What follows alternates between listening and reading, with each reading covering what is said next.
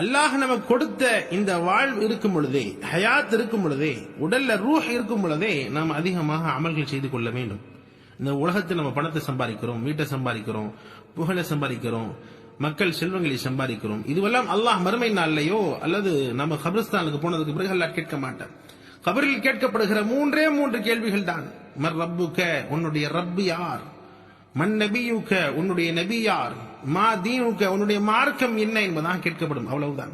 நீ பணம் எவ்வளவு சம்பாதிச்ச, எவ்வளவு செலவு செஞ்ச, எத்தனை அடுக்கு மாடி கட்டின, கார் வாங்கினியா இல்லையா, வாகனம் வாங்கினியா இல்லையா, சொத்து சுகங்கள் இருக்குதா இல்லையா, பேங்க் பேலன்ஸ் இருக்குதா இல்லையா என்பதா அல்லாஹ் கேட்க மாட்டான். மாறாக அல்லாஹ் கேட்பது அமல் செய்தியா இல்லையா, அமல் இருக்குதா இல்லையா. அமல் இருந்தது என்பதாக சொன்னால் சொர்க்கத்திற்கு செல்லலாம், அமல் இல்லை என்று சொன்னால் நிரந்தரமாக நரகத்துக்கு போகணும். அப்ப நாம நம்முடைய மௌத்திற்கு முன்பதாகவே நிச்சயமாக அமல்கள் அதிகமாக செய்து கொள்ள வேண்டும், தொழுது கொள்ள வேண்டும், நோன்புகள் வைக்க வேண்டும், ஜகாத்துகள் கொடுக்க வேண்டும்.